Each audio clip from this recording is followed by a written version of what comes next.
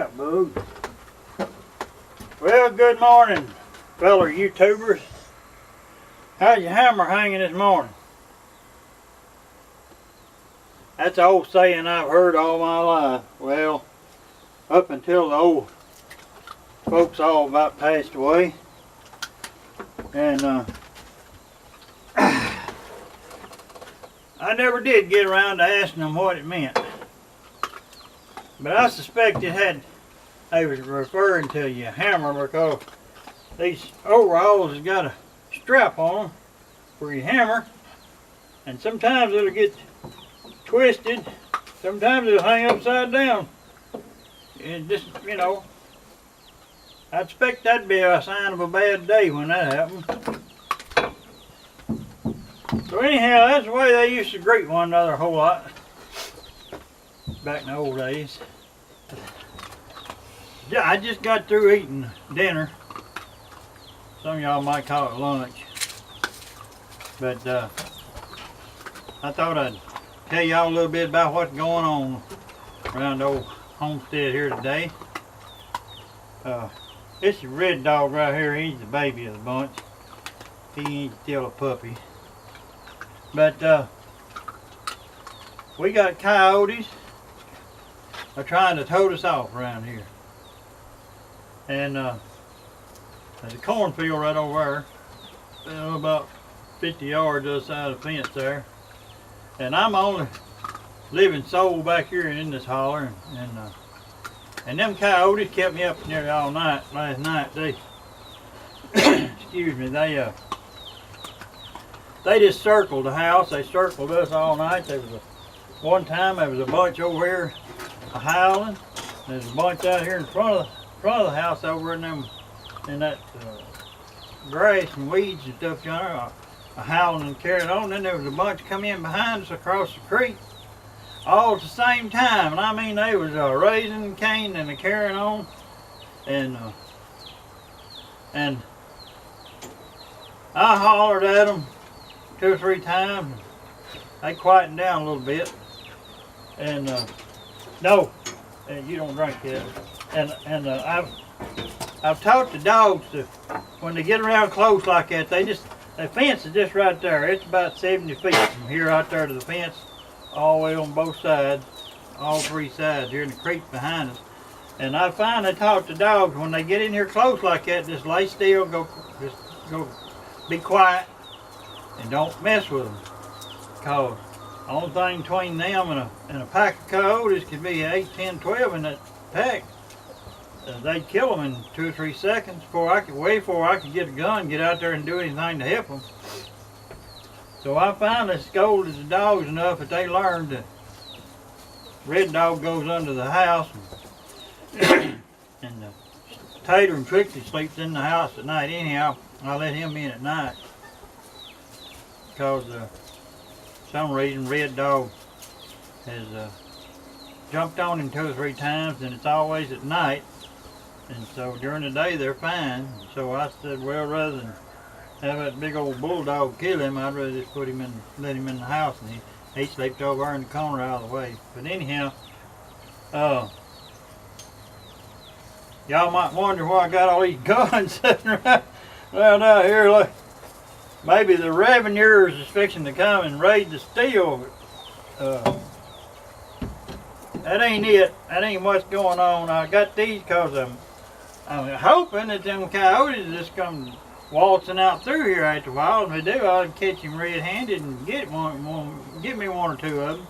And if not, when about dark, just before dark, I'm gonna get right over in the fence row and call them a little bit with my collar and see if I can get me 1 or 2 of them. I got my 20 gauge here. This is that Hatfield $99 baby that I got, and I love that little old gun.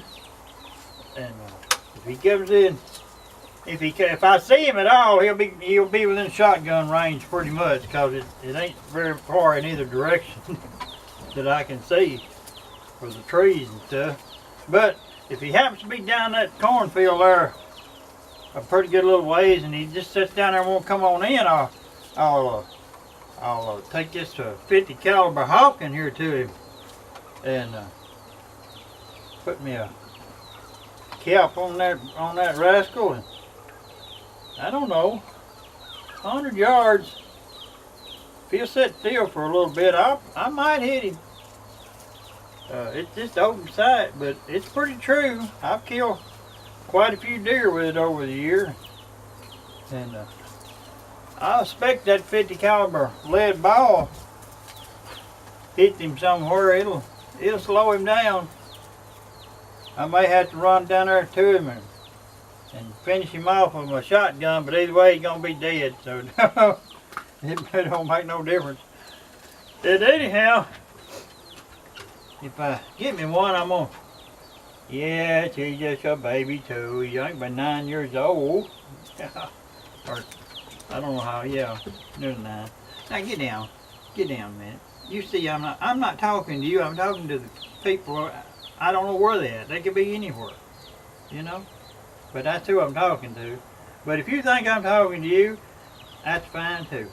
But anyhow, now you watch, hold your ears, because I'm going to show them this mouth collar here. You ready? Hold your ears. Put your foot in your ears. Ready?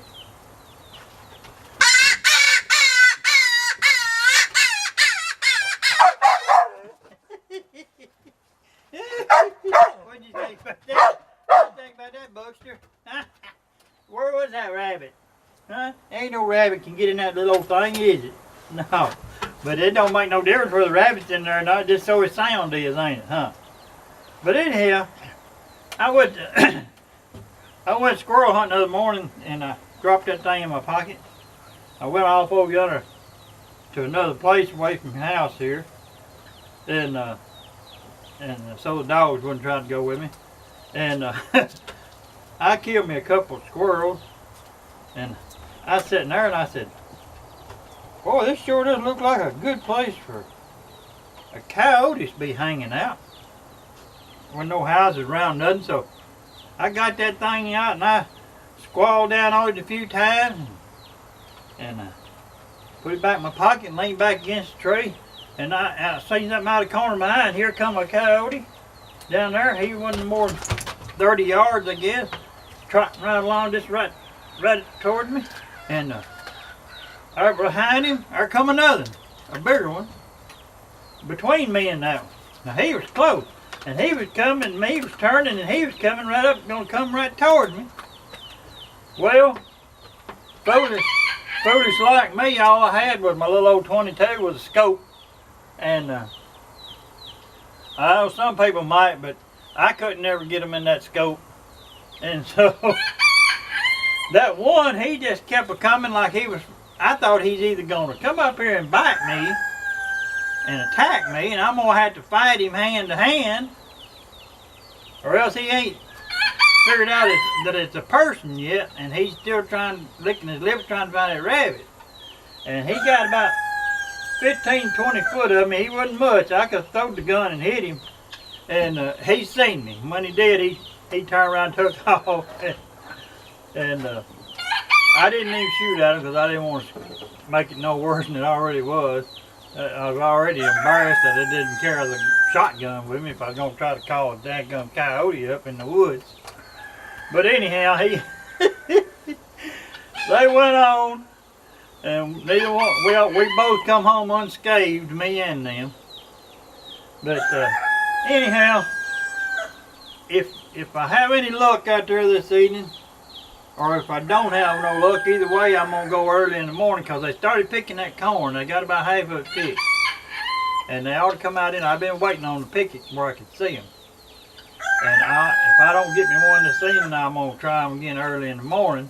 Because it was about 3 o'clock this morning when they was out here circling the house, so at daylight they ought to still be in the neighborhood. And if I get me one, I'm gonna skin him and tan his old hide. And if I can get me 2 or 3 of them, I'm liable to make me a coat or something out of them. You can't never tell. Pair of boots, mock locks, as they say on the Life Below Zero. I probably wasn't supposed to say that. they make them mock locks up there. That's what Agnes calls them anyhow. And so I named me a pair of them. But anyhow, I've done talked too long already. I'm gonna get off here, and I hope everything's running just about right wherever y'all at, and where just try to keep smiling and may the good Lord bless you.